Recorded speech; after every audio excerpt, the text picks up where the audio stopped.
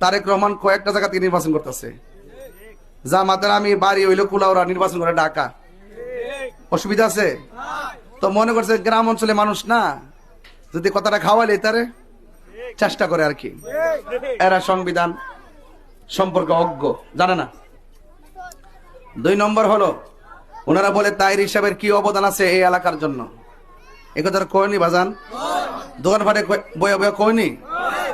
এর একটা কথা কইতাম চাই, যারা কয় আমি মাধবপুর সোনারঘাটের কি উন্নয়ন করছি, এটার উত্তর হইলো আমি তো আগে স্বরাষ্ট্র মন্ত্রী আসলাম। কথা বলছেন ব্যাপারটা, বুঝতেছেন ব্যাপারটা?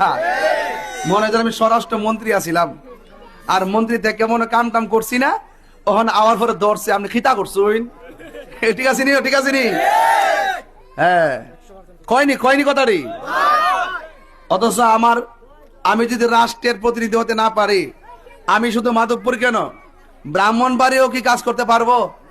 হ্যাঁ, যদি প্রতিনিধি হইতে পারি, যে বাজেট দিবে ওই বাজেট অনুযায়ী শাখা প্রশাখা সব রাস্তাঘাট করতে পারবো।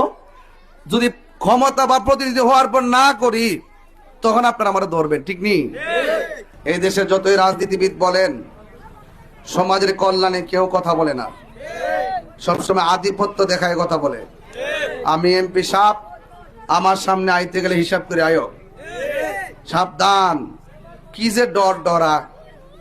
আসলে যে একজন প্রতিনিধি মূলত ভয়ের ব্যক্তি না, ভালোবাসার ব্যক্তি হতে হবে। আপনি যাকে দমক মারতেছেন তার ভোটে কিন্তু এমপি হন। সেই ভোটারের কাছে আইসা কত লেকচার শুনছি, বহুত ব্রিজ আছে। ওইদিন গেছিলাম চুনারঘাট, খোয়াই নদীর উপর একটা ব্রিজ আছে। এই ব্রিজটা যখনই রাজনীতি মানে নির্বাচন আসে, এটা যে কতবার যে ফিতা টানছে আল্লাহ ছাড়া কেউ জানে না। যে আয়ে সে ফিতাটা টান দিয়ে কয় ইনশাল্লাহ এবার করে এলাম, আর মানুষকে ফিতা টান দাঁড়াইছে এবার করবটি হই। পাশ করার পরে আর খবর থাকে না।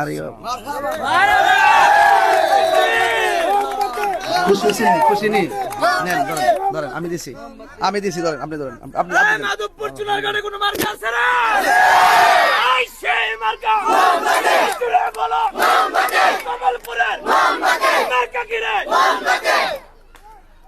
যাই হোক, আপনারা আমার কথা হয়তো কিছু বুঝতেছেন, যে ফিতা দিয়া টানাটানি, দূরবীন দিয়া টানাটানি, এইগুলার রাজনীতি এখন শেষ হয়ে গেছে। ওই চা শ্রমিকদের কাছে যায় কি কয়, বক্তব্য দেয়, এমন বক্তব্য দেয় মনে হয় হেরারে ইউরোপের একটা বাড়ি বাড়াই দিব। ভোটটা নেওয়ার আগে জিলাপি টিলাপি খাওয়াইবো, আর ভোটটা নেওয়ার পরে আর তাদেরকে খুঁজে পাওয়া যায়। এইগুলা আশ্বাস শুনতে শুনতে মানুষ বিশ্বাস হারাই লিছে, ত্যাক্ত হয়ে গেছে। কথা ঠিক আছে।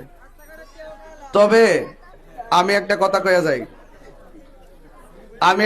বলে যাই, আমি আপনাদেরকে বড় বড় আশ্বাস দিতাম না, তবে আপনারা আমার বানাই দেন। তাহির 22 বছর যে ওয়াজ করছে, ওয়াদা খেলাপ করছে, কোন কাউকে ভয় করে কি হক কথা বলা বন্ধ করছে? দাঁতহীন ভাষায় কথা বলছি, অনেক জুলুমের শিকারও হয়েছি, মাঠ থেকে পালাই গেছি। তো সমাজের দায়িত্ব যদি পাই, যারা বলছে যে ওনার বাড়ি ব্রাহ্মণবাড়ি এখন কিতা করছে, উনি এলাকার কি উন্নয়ন করছে, কোন কথাটা? হ্যাঁ, আসলে সংবিধান জানে না। একটা লোক যে কোনো জায়গা থেকে নির্বাচন করতে পারে। তারেক রহমান কয়েকটা জায়গা থেকে নির্বাচন করতেছে। জামাতের আমি বাড়ি হইলো কুলাউড়া, নির্বাচন করে ঢাকা। অসুবিধা আছে? তো মনে করছে গ্রাম অঞ্চলে মানুষ না, যদি কথাটা খাওয়ালে তারে চেষ্টা করে আর কি। এরা সংবিধান সম্পর্কে অজ্ঞ, জানে না। 2 নম্বর হলো ওনারা বলে তাইর হিসাবের কি অবদান আছে এই এলাকার জন্য। এ কথা কয়নি বাজান, দোকান ফাটে বয়া বয়া কয়নি। এর একটা কথা কইতাম চাই, যারা কয় আমি মাধবপুর